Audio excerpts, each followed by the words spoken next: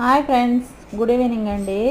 నేనైతే దానిమ్మ చెట్టు ఎటువంటి ఎరువులు వేయకుండా నేచురల్గా అయితే వేసామండి. ఇగోండి చూడండి ఎంత బాగా వచ్చాయి కాయలు అయితే. చూడండి నేచురల్గా వేసిన చెట్టు అండి. బాగా 2 కాయలు అయితే కాసాయండి ప్రజెంటు. ఇంకా మరి ఎన్ని కాస్తావో తెలీదు. నెక్స్ట్ అన్ని మొక్కలు వేసామండి. చామంతి మొక్కలు, తర్వాతను మిరప మొక్కలు, తర్వాత కనకాంబరాలు, తర్వాత ఇగోండి మందార మొక్కలు, చాలా చాలా మొక్కలు వేసామండి. జామ మొక్కలు, వాము మొక్కలు. తర్వాత ఇది టమాటా అండి.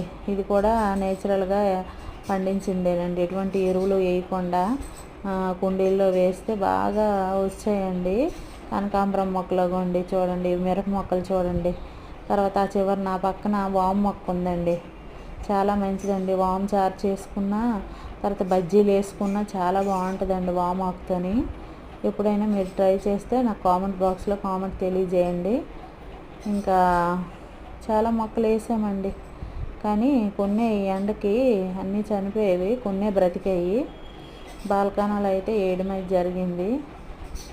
ఓకే ఫ్రెండ్స్, ఈ వీడియో కానీ మీకు నచ్చినట్లయితే లైక్ చేయండి, షేర్ చేయండి, సబ్స్క్రైబ్